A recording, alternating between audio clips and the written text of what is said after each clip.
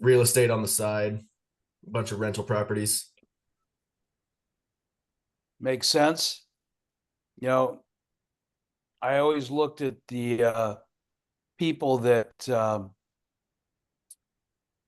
my all my dad's friends that were very wealthy is all from real estate. Hmm.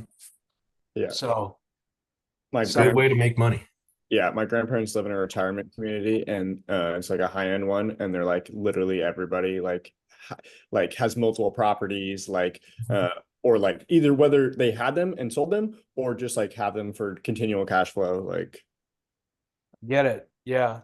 Yeah, I started, well, this will give away my age. My first house I bought, I paid 53,000 for it, and that was in like 1971, something like that in Los Angeles. That house is now probably worth 1,500,000, 1,800,000, something like that. So Especially being in LA. yeah, yeah, yeah. So Tyler, where are you out of? I'm out in Arizona. What part?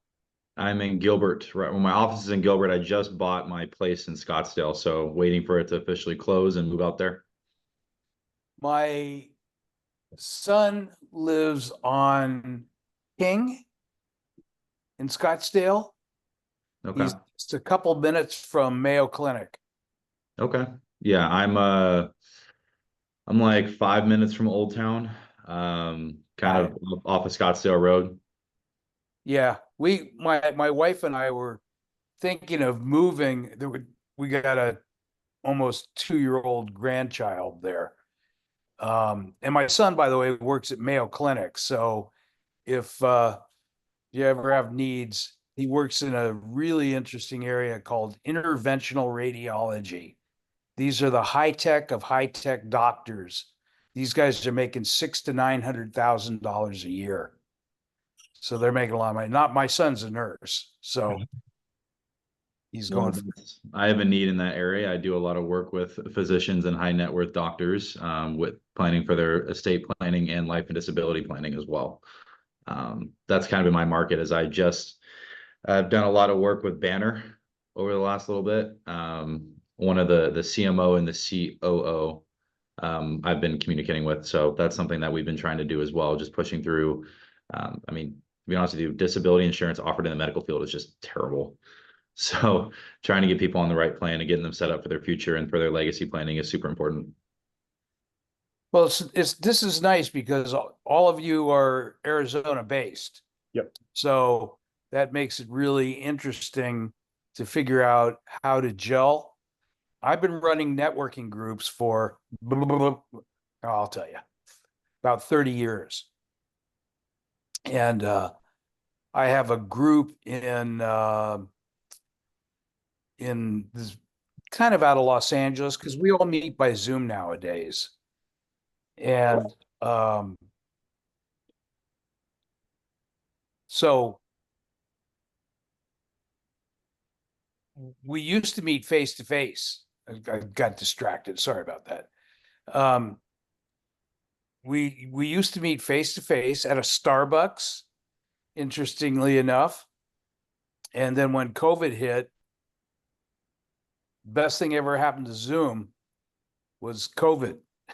If you think where everybody, how they change, how they run their businesses, it's all done through this, what we're doing right here. And I don't know about you guys, but I get a stronger feeling meeting somebody through Zoom as meeting them face to face. You might not see the body gestures that you do, but they say it takes 15 to 30 seconds for you to size up a person. Okay, that's a statistical written number. And so what happens is, and each one of you will be introducing yourselves in the group, and we're trying to turn this into a regular group. So it's always very interesting trying to read people, because you don't just listen to what they say, you look at how they respond in their facial and body gestures. Is that right? Did you guys Absolutely. ever get classes on that? Did you ever have It was always classes? like a little piece of a class. It was never like a full like class, Oh, but it was yeah. a piece. Right. Right. Yeah. Yeah. But that's the key to this is you're in a people business. So you've got to figure out how they tick, how everybody ticks, how, when you see a questionable expression, or when they're saying something they're not confident about it, you can tell, right?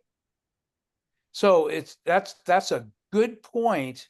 Are you doing that when you're meeting people for the first time, trying to sell them? Hopefully not. But okay, hopefully you are trying to read them. Yes. Oh, I thought you were saying that like the lack of confidence piece. Oh, no. You guys wouldn't be doing what you're doing if you weren't in the field that you were. So we got Tyler here. Why don't we do this? And Matt, welcome, Matt. Why don't we do this? Why don't we go around the room and everybody introduce yourself? Who wants to go first? I can go first.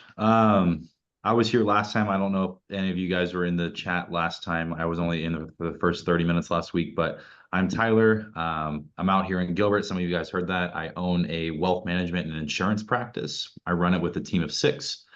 Collectively, experience-wise, been doing it for about 18 years. I have not been doing it for 18 years myself. I've been doing it for a little over 2 now. But we have a team of 6, me and another advisor with 4 assistants that are licensed in with CFP, Series 7, RICP, CLTC, figuring out and helping with life insurance, disability, long-term care, brokerage portfolios, and retirement planning.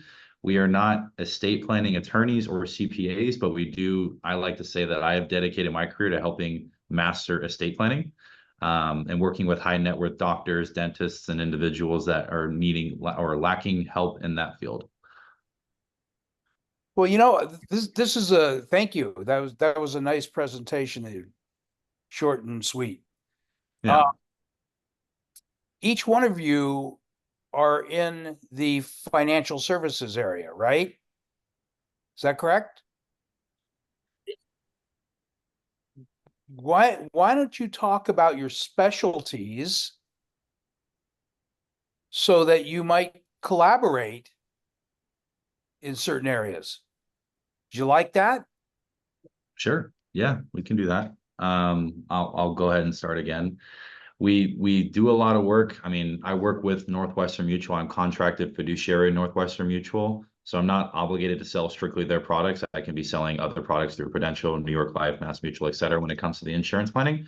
But hence the mutual name. Northwestern Mutual started as a strictly insurance-based company. But when people look at my practice, I don't want them to think that I'm strictly the insurance guy, as we definitely tap into brokerage and advisory portfolios as well. And then the estate planning aspect of it has definitely been a big part of my practice. So I would say maybe teetering off to the main focus of where I help individuals is through insurance and estate planning. And then eventually assets will roll over and figuring out how we can be more tax efficient coming down the later road while using income now rather than taking out later. Very nice. Very nice. And by the way, each one of you works with a CPA and probably an estate planning attorney. Correct. True? Lots. Yeah. Yeah. That's your key to success, is building relationships. This is an odd question. I don't know how it's going to come out, but any of you feel that you're lacking in areas that you want to strengthen? I'm always trying to learn. Yeah. Yeah. Anything in particular that you feel shy on? I'm drilling down right now, trying to learn as much as I can about fixed income portfolios. just with the current environment that we're going into, type of thing. So that's been a lot of my study and focus lately. So why don't you go ahead and introduce, were you here before? You've been here before. I wasn't here last week. I was here the week before. But yes, I think this is a cool group. Various things, just getting together. Matt Montague, I see we have another Matt. I think it's a great name. I'm not biased myself. I'm here at Merrill Lynch. I'm also part of a team of 6 under the larger Merrill Lynch and Bank of America firms. Our specialty, I would say, is working with small business owners, take care of all their needs, their banking, lending, credit. I specifically help those small businesses start up and run their 401k plans, type of thing. And so we're building that portfolio up. But then just yeah, trying to always strengthen and sharpen my sword, type of thing. There you go. Great statement. Sharpen the sword. All right. And you are based out of? I'm in Gilbert too. Gilbert. Our office is Lindsay and Pecos. So wait, I don't know where you are, Tyler, but it sounds like you're in Gilbert too. Tyler, you there? I'm Googling him really quick. Just Grab some. yeah. Anyways. But yeah, that's kind of us. That's kind of our spiel. We got a good little team here. Okay. Excellent. Excellent. By the way, make sure to put your contact information into the chat room. And then what we will do is we make a copy of this recording. There's a little picture of mycity.com right there. That's the head of my social media. His name is Mehedi. And what we will do is we will send you a copy of this video, unless you don't care. Any of you don't really care to get, I mean, we're talking about all competition here, right? So maybe we don't need to send this around. But I mean, we still learn off of each other. There you go. Absolutely. I'm interested. Yeah. Yeah. You never stop learning, right? That's your key to life. If you stop learning, you've already lost. Ooh. There you go. Good statement. You should put that as a post on LinkedIn. Yeah, no. This is, so I'm the old guy in this group. All right. I'm 75 years old. You said it, not us. Yeah. And I just don't have any desire to fully retire. All the people I know that retired even many years ago, retired, what happens is your mind goes to sleep. Unless you're keeping your mind active and exercise, it's like the rest of your body, right? So, that's why my dad was the president of a publicly traded company many years ago. He's long passed away. And I used to work in it when I was going to college. I worked in his warehouse and his accounting department, etc.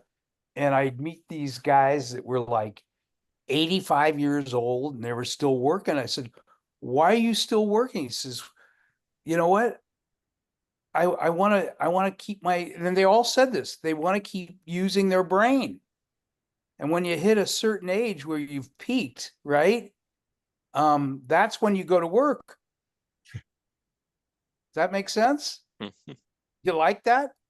Okay. Well, remind me, because I tell everybody my joke is I think I have dementia. I just don't remember. That's good. Not I like laughing. If you're not laughing, you shouldn't even be speaking. Good stuff. Well, you know, even with your clients, when you're meeting with them, if you can create lightness in it, they're more likely to give you more information than feeling like you're pressuring them, bottling them, you know, that kind of thing. Is that right? Maybe we should have a little talk about how do you interact with people? And let's talk about where do you work? What in the vocation, who do you concentrate on? Whether it's doctors, dentists, you know, CPAs, state planning attorneys. There's a myriad, or even business owners, right? You know, you tend to have a concentration, and you tend to get, interestingly enough, I hate to be doing all the talking. I'm sorry about that, but you learn from you create you make a vocation work for you. Well, you got to find out what their issues are, and they're all different. Somebody want to speak about that? Okay, guys, come on, just jump in there. I guess I'm kind of confused on what you're asking. Okay. You have a specific vocation that you target as a client, Hmm. or vocations, I should say. Yeah. And they all act differently. And one of the things I've talked about, and I've said this for probably 30 years, we need to make sure that we are bringing out of an individual's vocation the specifics of what their challenges are. That makes sense to you people? Yeah. Anybody want to speak about it? Sure. I mean, I kind of touched on a little bit earlier, specific vocation of being a doctor or surgeon, or especially people in the residency before they become at that next level, are all lacking the proper planning when it comes to risk management, severely. So that's something that I've been targeting. It's been a really big help doing group presentations in front of residencies and talking to head surgeons and getting their programs taken care of. Also been with, it's hard to, but I enjoy working with engineers at like Honeywell or Isogenics or something in that field, because we all know how engineers are. They're tough to talk with, but at the end of the day, they're smart and they know what's good for them, and they can also benefit from a lot of risk management planning as well. So in that demographic, that's something that I've been targeting in that area. But when it comes to overall planning, I do a lot of work with high net worth individual families for legacy planning with their kids, and business owners when it comes to 5 to 10 employees or 25 plus employees, figuring out how you can leverage your business for you to mitigate risk as well as grow capital in the business. And then giving the proper planning for your employees is something that we also like to really hone in on, because from my experience in this area, although I'm new to Arizona, that hasn't been a really keen factor in starting up these businesses. A lot of trends and nuances these days are starting businesses and not knowing where to go because of social media. And so figuring out how we can capitalize and get people starting on the right foot, knowing what they're doing, is definitely something that I'm tackling as well. You know, that's what you just said is very key. Anybody want to give a little feedback of what you're experiencing? Any challenge, any differences from what Tyler said? That's spot on with my experience. So Tyler, how long have you been in your field? Almost 2 years now. I've ensembled with a team now that's collectively been doing it for, including my 2-year tenure, about 18 years. So learned quite a bit over the last, we'll call it 23 months. And both Matts, how long have you been in your field? 6 months. Ooh, a newbie. Yeah. I'm about a year and a half on a team that collectively has about 70 years of experience. Oh, Boom. Interesting. David, we haven't heard from you. Bob, I tried to get on. I clearly didn't have the right link, so I apologize for my tardy appearance here. But what are we talking about? I just listening in on Tyler speak. That's it. Tell us who you are, what you do, that kind of stuff. Um, obviously, David Mannion. I've been in Phoenix, Arizona for a little over 8.5 years. Prior to that, 17 years in Southern California, but originally from the East Coast.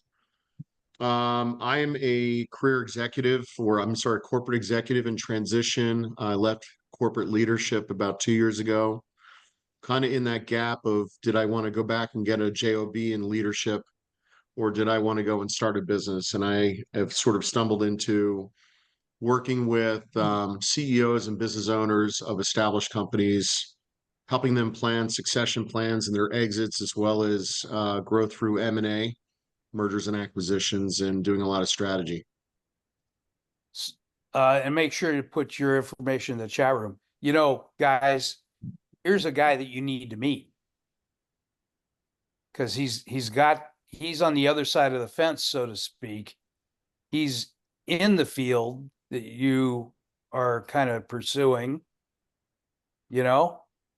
You want to speak about it a little bit? Matt 1, Matt 2. Any thoughts? Come on. Go ahead, Matt 1. Well, I- I knew which one. I he give you the chose Matt based one. on the Matt. That was all I had to add. I was like, I knew which one he chose when he had a freedom hat on. Oh, I didn't even see the hat. Thanks, David, Matt. where are you? Appreciate it. Where are you located? I'm in North Scottsdale. Okay, Yeah. cool. Originally from the East Coast. If any of you are from back east, I'm from New Jersey. Why the freedom hat? Why not? Yeah. That's Boom. true. I mean, I think we gotta remind people freedom's not free. And I think we have our society, unfortunately, I don't want to get too far down this rabbit hole of being a political pundit, but yeah, I know too many people that have paid the ultimate sacrifice for us to be able to do what we're doing today. And I think we have to be reminded that freedom isn't free. It's freedom is violent at times, and we have to pay homage and respect to those who lay their ass on the line for all of us to be able to do what we get to do every day. We take it for granted, I think. Any of you veterans? I am. Thanks for your service, Bob. Thank you. Welcome. You're welcome. You know, in my day, I was in during Vietnam. I didn't go to Vietnam, thank God. I ended up getting detached from the U.S. Navy after I went through boot camp, and ended up getting an assignment to work for NATO for a guy named Alexander Haig. You guys remember him? He ran a NATO naval base, and he became Secretary of State many years later. And when I think it was Nixon was shot, he wanted to take over, and boy, did he get flack for that. He got horrible flack. So just to give you guys some comfort level, I was 2 levels above top secret. So I had what was called a cosmic atomal, and I didn't find this out. I was sitting in a bar, oh my God, a few years back, and this woman started talking to me, and she says, you know, what do you do? And I said, well, I'm a veteran. She says, oh, I'm a veteran too. She says, and I said, I work for NATO. And she says, by chance, did you have an atomal clearance? I said, I hesitated because we couldn't even tell people our clearances that we had. And she says, and so I finally said, yeah, I did have. Why did you? And she says, no, it used to be a classified top secret clearance, and they removed that. And sure enough, I went home that night and I looked it up, and yeah, TOML was no longer a classified term. We couldn't even tell people the classification we had. That's how secret it was. Yeah. And you know, when you're with NATO, you're working with countries all over this planet. So we used to communicate, and back in the day, we used to get all it would say is, when we read reports, it would say reliable sources say. That was when East Germany was around, and so they didn't open up about any of that stuff. That's, don't our government has done an incredible job of maintaining secrecy. Do you know, when Trump ran against Hillary Clinton, I couldn't vote for either one of them. And the reason I didn't vote for Hillary Clinton, when she was vice president, she took her computers without getting government approval and moved them into the basement of her house. And it got hacked. So that's how important it is in our government, the privacy that they maintain, especially when you're talking about top secret. Is this entertaining to you, or? Yeah. I love it. I don't know about the younger guys, but I love world history. I love that stuff, Bob. But no. I think it's very entertaining. Yeah. And what is not common knowledge that you were allowed to share that is like past statute limitations? Well, nothing. If it's a top secret thing, I can't think of anything that is no longer classified that was classified before. They usually don't, unless there's a big reason, downgrade a top secret to a secret. Very rarely do you see that happening. But now I've been a long time since I was in the military, a long time ago. But now with all this artificial intelligence creeping in here, not creeping, it's gigantically.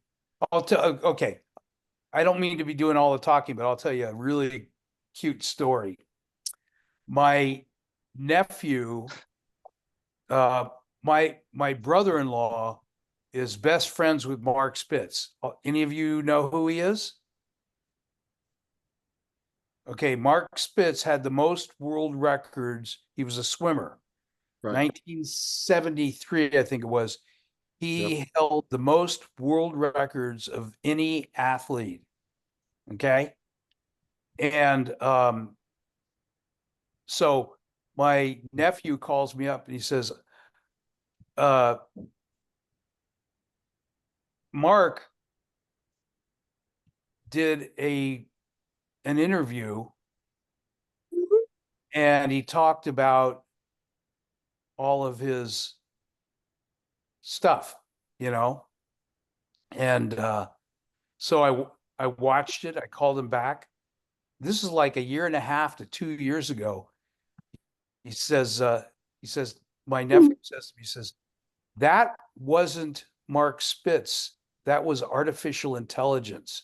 So if you think about it, somebody world famous, somebody's mimicking Mark Spitz using AI.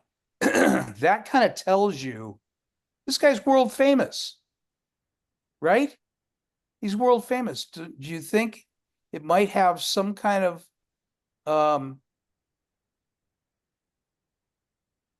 telltale of where we're heading?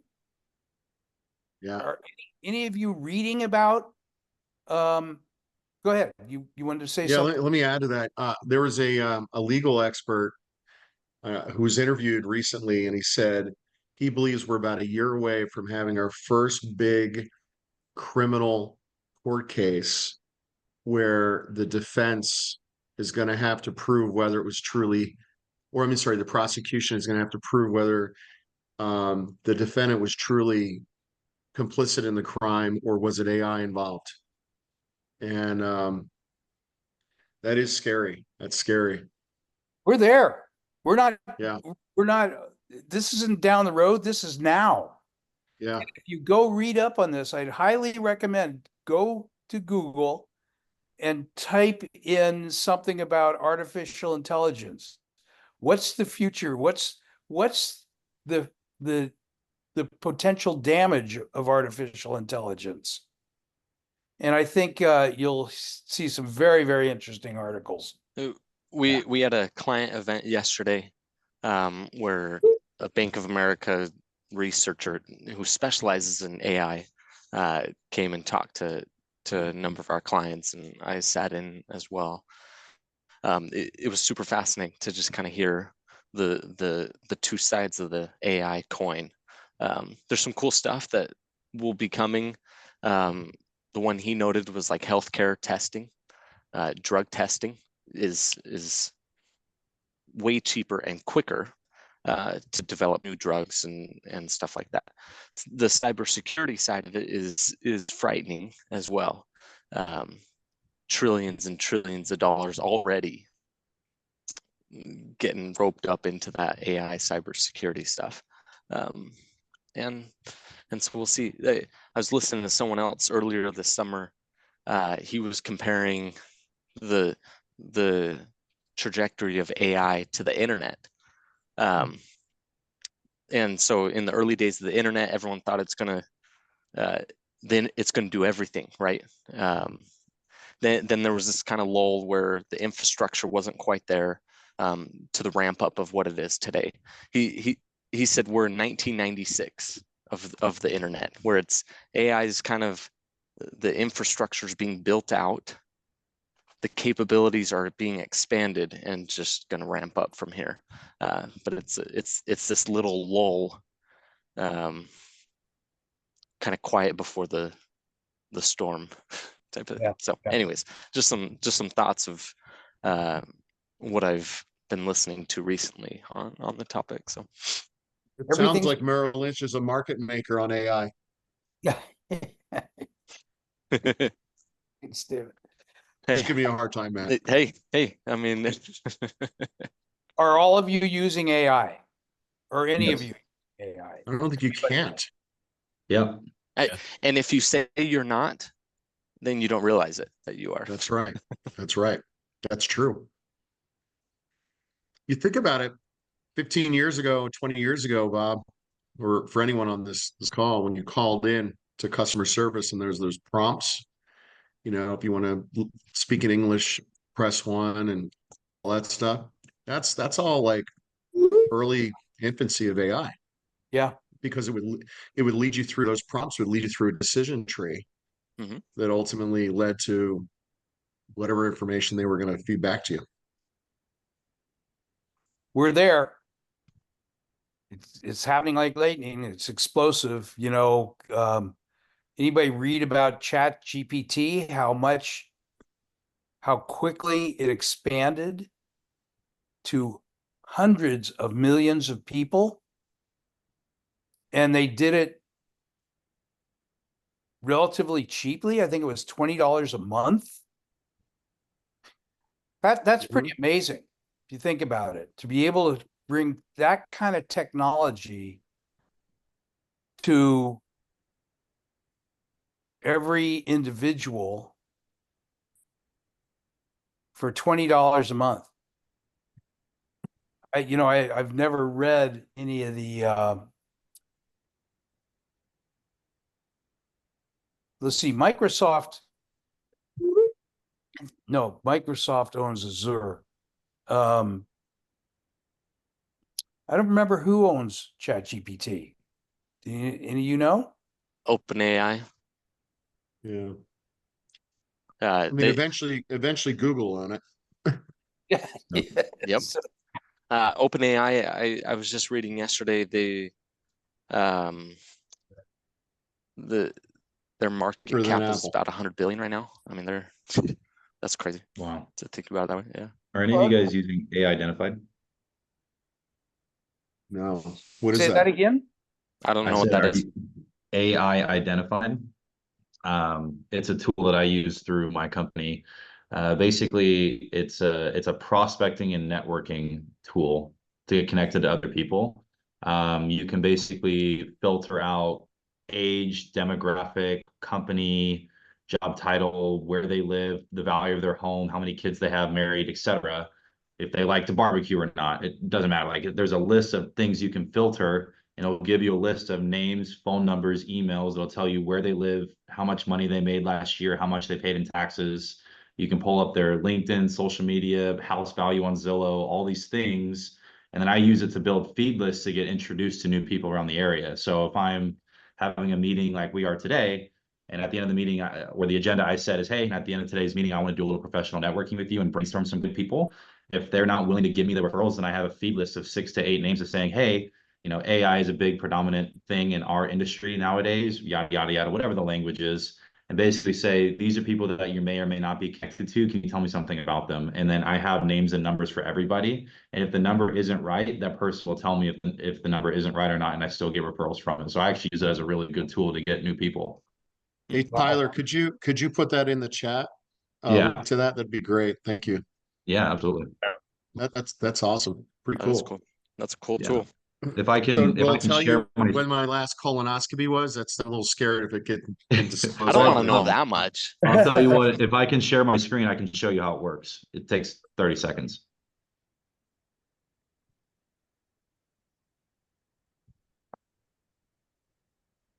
AI informed, right? Is that what it is? Mehdi, you want to share screens with him? With David? Mehdi, are you there? There you go. I Right. got it. Yes. So can you guys all see this? Yep. So Identified. it's literally AI identified. And I Okay. can go in here and this will tell me, it'll give me people to reach out to every day, super connectors, people that opportunities in the area. It'll send me an email every day. And then if I want to go Wow. into my prospect finder and say, here's 395 opportunities that I have to reach out to in Arizona. But let's say, I don't know, Bob, if I want to look up you, spelled that right. It'll pop you up, but people you may or may Interesting. not know based off of your occupations. This is somewhere on the low end of areas that it has, but you can also view these people in Prospect Finder and then find new people based off of who you may or may not know. So, I mean, a great example would be if I wanted to filter out people that live in Arizona that I would say are married and they have kids, and then there's a certain demographic, it can pull up here everybody who's married with kids in Arizona. And if I want to filter it down based off of city, I can do that as well. And it'll tell me just people to connect with. So, hey, Sean Garvey, I don't know who this is, but married, So kid, lives in you Arizona. Go ahead. this is this a subscription based program? Yes. What do you Yes. what's the ante? What are they charging? I get charged 2,400 a year for this. It's not bad. I mean, this Yeah. is pretty powerful. I mean, how long have you been using this? I've been doing it for over a year. I think it's really cool because I can pull up people on Facebook. I can find interpersonal connections. Like this person may be connected with them. Are they on their Facebook? Are they on their LinkedIn? Takes me directly to Facebook, LinkedIn. If I wanted to go to Zillow, I can Zillow search directly to their home where they live at, different career paths that they've been to. And then, oh, he went to Arizona State. If I find someone that goes to Arizona State, he may or may not know them based off their education class, tells me, different assets that we can talk about. It's pretty legit. I went to the University of Oregon, so I don't like ASU at all, but here we are. But yeah, based off of You their got phone your number. former OC though at the helm. I know. And we love him. I played tight end at Oregon for 4 years, and he was there my senior year, and he was a great guy. But I think he's going to do well for you guys this year. Sorry, you guys aren't in the Big Ten, but this is what it is. Yep. But Yeah, I I respect the think AI docs. identified is a really great tool. If you guys are looking to get into it, I can have my guy who helped outsource me to identified send you guys like free trials. So you guys have it for about 30, 35 days to like play with That it. would be See if you great. like it. Yes. I'll get you guys That'd set be up with him. That's great value, Tyler. Thank you. Absolutely. We learned something today, didn't we? Yeah. Hopefully I can provide value. So I was late to the party. Again, I apologize. It's Bob's fault. Anyway, I just wanted to if there's anything I can do for y'all, let me know. I put my contact information in the chat if you guys want to reach out after the call. Good stuff. Anything else you guys want to pipe in? This is sweet. And the irony is everybody's out of Arizona. That's Well, I pretty just cool. found out Matt and I are from the same hometown growing up. Yeah. Where was with that? Pleasanton, California. I was born and raised in Oakland, and then I moved to Pleasanton when I was like 4. So I grew up there and then went to Oregon. But he graduated from my rival high school a couple years before I did. A few. Anybody not from Arizona? This group originally? Well, like I mentioned earlier, I'm originally from Washington State. So Am I the only native Arizona? You might be. You might be. Wow, that's kind of interesting. How many All right, Sun so- Devils do we have? Again, just Just- one. Just one Sun Devil? That's it? I learned a Yeah. fact yesterday. Arizona State has most alumni than any other school in the country. And yet we're struggling in an NIL capital raise. So there's an irony there. Well, I as soon as you switch to Nike, that won't be an issue. yeah. Yeah, we were supposed to be Adidas's poster boy, and look how it's turned out. Yeah. Yeah. No, I I- have my gripes with ASU, and yeah, I have it's a working relationship. I have One a of the love reasons relationship why- with ASU, big time. One of the reasons I wear this hat is I actually went to college. I was in classes and in project teams with Pat Tillman when he was just a college kid. That's awesome. And got to know him a little bit. He was definitely a unique individual. So, and he's a patriot. So I wear this hat in part for my country, but in part, and for every man and woman who's done it, served for you too, Bob. But I also do it for people like Pat Tillman who lay it on the line, walk away from everything, and pay the ultimate sacrifice. So, Yeah. I hope that resonates with y'all. It's interesting you brought this up because I run a veterans group tomorrow at 10 o'clock LA time. And years ago, I ran a veterans group out of West Los Angeles. And we had huge attendance to that. Now it's like pulling teeth. There's just not that great an attendance. And the guy that I'm running the group with,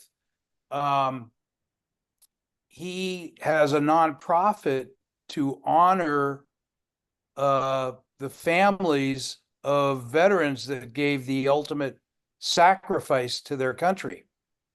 So I think it's a pretty worthwhile cause that we have, and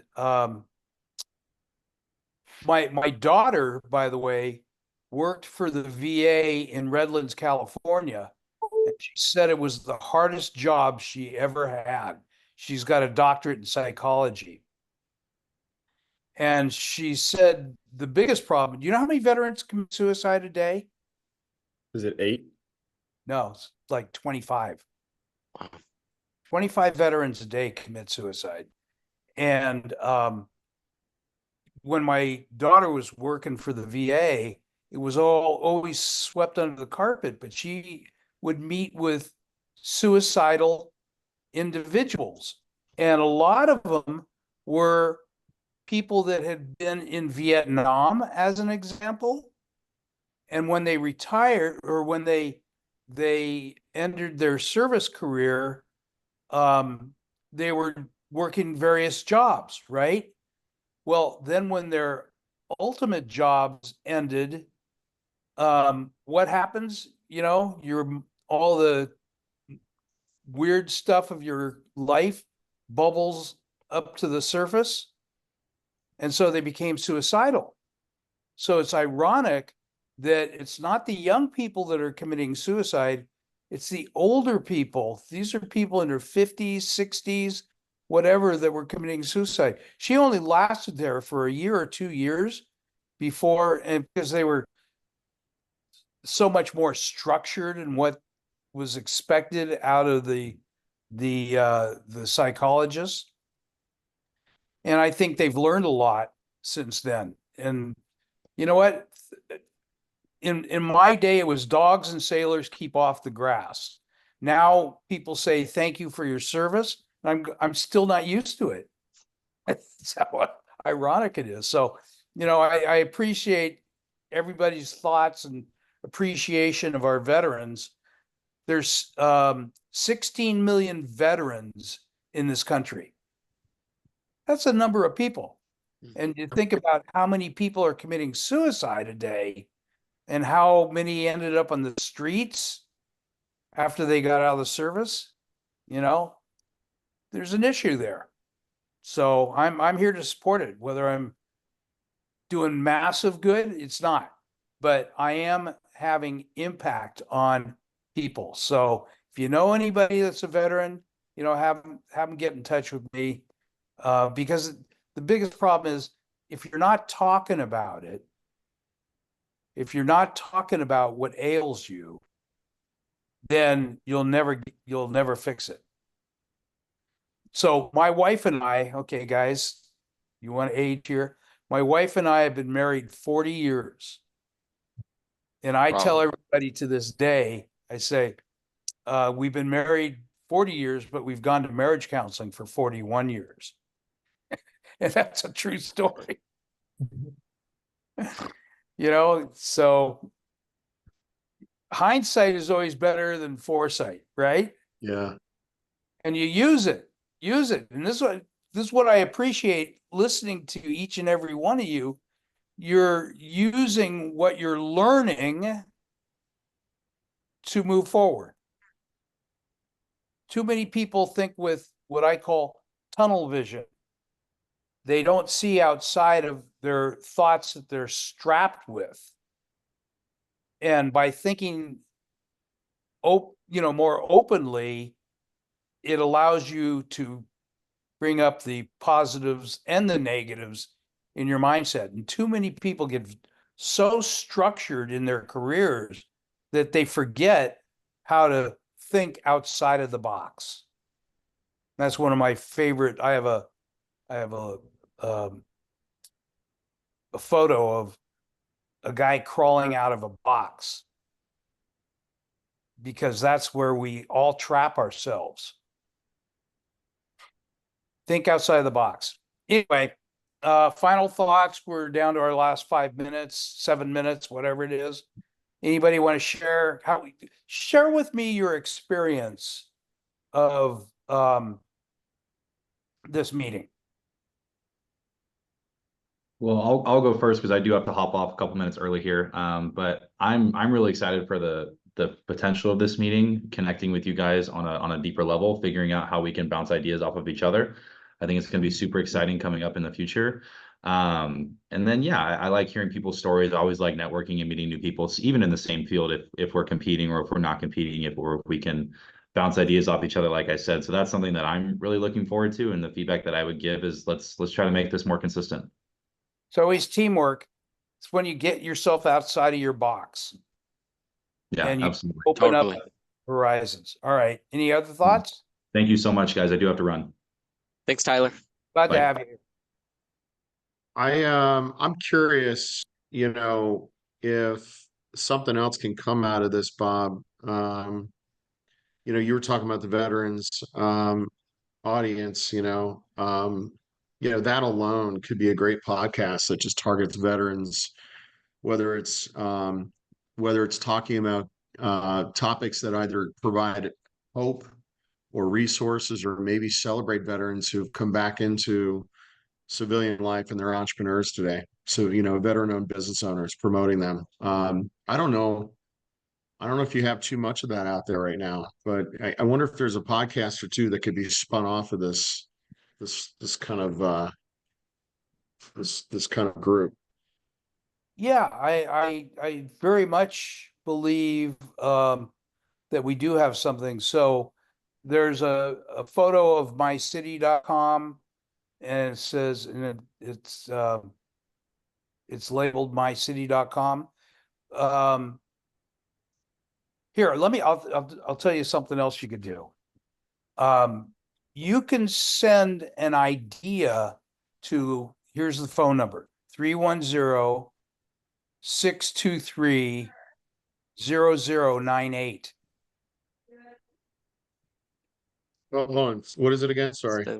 310-623-0098. And let me explain what that phone number is. Oh, okay. I have two devices. I have an iPhone and I have an Android. And the reason I have an Android is because there's a product called mightytext.net. And what it allows, I can share data in groups. Like if we build up this group and you're all going to have ideas, you could send ideas to that phone number. I can create the group and we can work with that. Mehdi, are you still around? Alive? Guys, I gotta hop off. Thank you again. Okay. But See you, this No is devils. fantastic. That's right. see It's you a big next weekend. It's the best weekend of the year. It There you is. go. It is. Football season. That's right. That's right. Thanks, guys. We'll see ya. All right. Thank you. All right, guys. I think we're at the end of the hour. Well, we're a few minutes shy, but we could end it a little bit early. So nice meeting. I really like, and I used to run 30 meetings at a time, networking meetings. So, and I used to drive to them. Tells you how crazy I was. I didn't run them every week. I tended to run them once a month or twice a month. I'd run meetings. And it's interesting when you start using that little tool upstairs to start thinking and sharing with people new ideas that you have of how to create something different. My group that's 8 o'clock tomorrow morning, we consistently have 30 plus people show up at that meeting, and they're referring business to each other, and they are they're meeting, talking, and doing all the stuff that needs to happen to run a successful networking group. Anybody from, I was going to share this earlier. Anybody familiar with BNI? Yeah. Okay. I used to consult Dr. Ivan Meisner. I used to consult his therapist, a guy named Doc Barham. And I learned about BNI 15, 20, 25 years. I don't even know anymore how many years ago that. He's owned that for over 40 years. So he, and it's very, the good part and the detriment of BNI, it's very ritual based. You're mandated, you have to give referrals. If you don't give referrals, you get kicked out of the group that you're in. And there's something like 200 to 300,000 members in BNI worldwide. That's a few bodies. So, Yeah. take a look at it. A lot of the stuff I replicate many of the things. I don't mandate with people that they give referrals, but my experiences from these other groups that I run is that people understand. We call them networking referral groups. And they work. They work. 60%, this is the last comment, swear to God. 60% of most people get their new business based on referral. And they talk about it in your meetings. The essential of networking, meeting, and in BNI's motto is givers gain. So when you meet with somebody, the first thing you want to do is help them, not say, hey, my name's Bob, buy from me. That's the last thing in the world you want to do. So Does anybody know anything? Does anybody get into personal development? Anybody into that stuff? There's a guy named Chris Duncan. He's out of Australia. Anybody hear that name? And yeah, I heard it. I don't know much about him. Yes. he's an author, he's an entrepreneur, he's a coach. But he's really big in this thing called the super conscious. So you have your self-conscious, your awareness, that's where we are right now. And then you have your unconscious, which is sort of the rote memory. You don't have to think about tying your shoe, you just do it, right? Things like that, brushing your teeth. And then you have a super conscious that we don't really talk about, but the three of them communicate to the subconscious all the time. But what was interesting is, first of all, he's really interesting. I would look him up. He's got a number of books. I just finished You're Not Broken. It's a great book. But what is really cool is he talks about financial freedom, and this is in line with where Bob's talking. And he said, if you want to achieve your financial goals, find something, create something of value that people will actually pay for.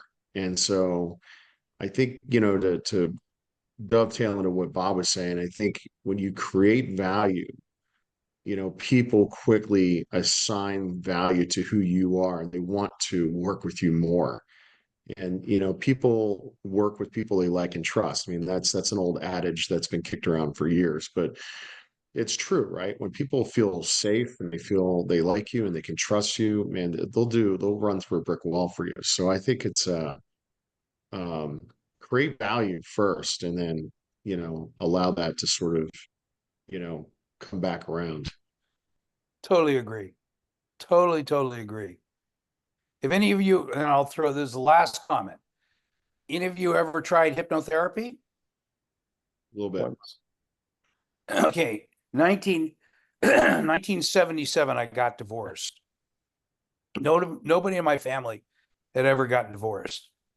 And I got very depressed. So I went to the phone book and I looked up psychologists. You remember what a phone book is, right, guys?